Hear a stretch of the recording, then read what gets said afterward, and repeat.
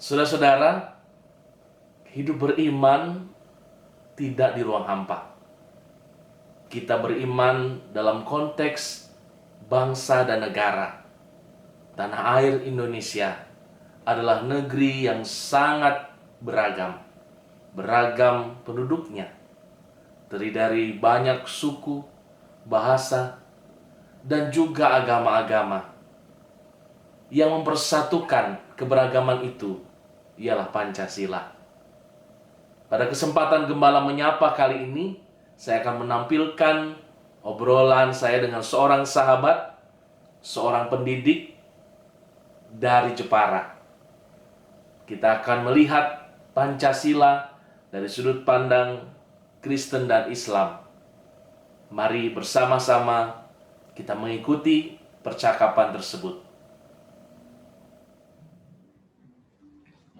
Assalamualaikum, selamat pagi Pak Yoga. Waalaikumsalam. Tuh, Gimana kabarnya, sehat? sehat, alhamdulillah sehat. Mas Saifuddin gimana dan keluarga? Alhamdulillah semuanya sehat. Doanya Pak Yoga.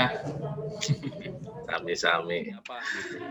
Mungkin secara singkat Mas Saifuddin bisa memperkenalkan diri dulu. Oh ya, terima kasih Mas Yoga. Nama saya Ahmad Saifuddin. Sehari-hari saya beraktivitas di Jepara, tepatnya di kampus Universitas Islam Nahdlatul Ulama, ya, salah satu kampus Islam yang ada di Kota Ukir, di Bumi Kartini, Jawa Tengah.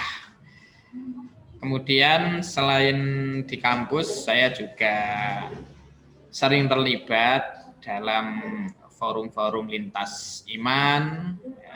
Saya juga dipertemukan oleh Mas Yoga di forum-forum semacam itu, ya, dulu di Yogyakarta. Dan saya pikir ini adalah bagian dari kerja-kerja luhur yang harus selalu kita lestarikan, karena dengan perjumpaan-perjumpaan yang konstruktif kita bisa mengikis semua sakwa sangka yang terjadi yang diakibatkan oleh ketidaksepahaman. Begitu Mas Yoga. Ya, terima kasih Mas Saifuddin. Ya, kita langsung ke topik ngobrol kita saat ini. Oke, Pancasila bagi saya itu rumah besar, ya, bagi seluruh entitas yang ada di bumi Indonesia. Entah itu entitas agama, entitas suku, entitas budaya, semuanya bisa terakomodasi di dalam satu rumah besar yang kemudian diistilahkan oleh para pendiri bangsa kita dengan sebutan Pancasila, yang sebenarnya secara sosiologis historis itu sudah lama sekali nilai-nilainya dipraktekkan oleh nenek moyang kita. Jadi dengan Pancasila harusnya dan idealnya sudah tidak ada lagi riak-riak perbedaan yang bisa mengakibatkan perpecahan, karena semuanya sudah bisa diakomodir. Itu Mas Yoga. Iya, terima kasih. Ya, saya sependapat dan saya melihat Pancasila ini anugerah, ya. Mungkin kalau dalam bahasa kami, dalam kekristenan, anugerah dari Tuhan yang Maha Kuasa itu sangat melimpah. Salah satunya Pancasila bagi kita bangsa Indonesia. Mungkin tanpa Pancasila, ya saya nggak bisa berjumpa, bersahabat, ya, bersilaturahmi dengan sahabat-sahabat dengan berbagai keragaman, ya, suku, bahasa, budaya, dan tentu juga agama. Jadi bagi Indonesia yang memang majemuk ini, ya, Pancasila menjadi anugerah yang boleh menghadirkan kebersamaan, kesatuan, dan kita bisa menikmati ya keindahan Indonesia yang mungkin di tempat lain belum tentu ada seperti Iya, ini. betul, betul.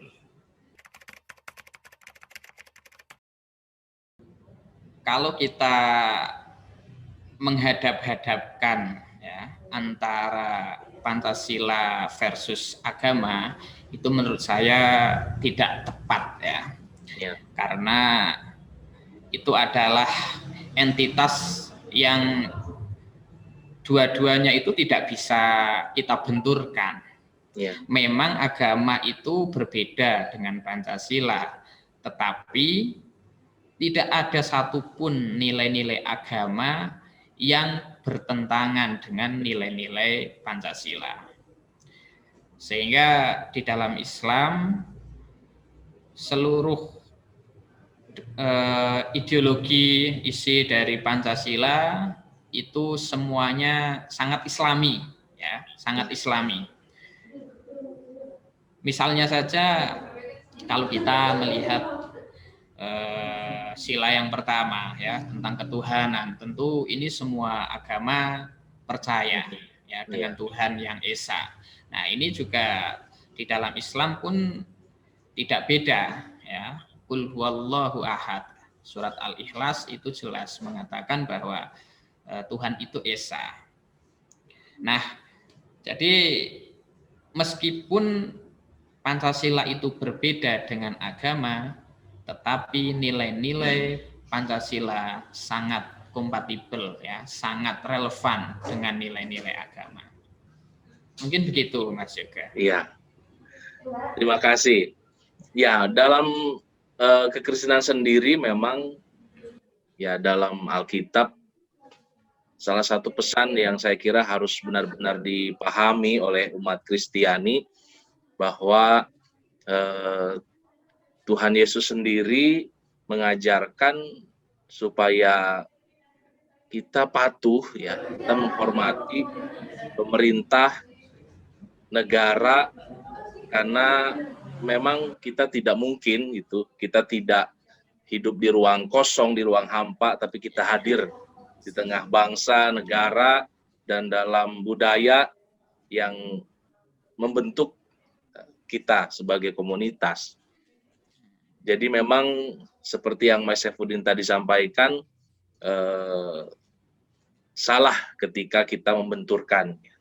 Karena justru apa yang ada dalam Pancasila, saya yakini para founding father kita merumuskan itu juga dengan melihat nilai-nilai yang ada pada agama-agama, keyakinan, dengan konteks Indonesia yang memang sejatinya diberikan anugerah keragaman. Nah, jadi baik sila pertama, contohnya tadi sudah Mas Saifuddin sampaikan, juga sila-sila yang lain yang bicara tentang solidaritas, ya, tentang keadilan. Itu juga saya kira Mas Saifuddin yang kami dalam Kristenan belajar terus dari sosok Yesus yang selalu mengingatkan untuk melakukan bagi orang lain itu seperti yang kita harapkan kita terima gitu. Iya. Kalau kita tidak mau dicubit ya jangan mencubit orang lain gitu. Sebaliknya kalau kita ingin mendapatkan kasih sayang ya berikan dulu kasih sayang bagi orang lain.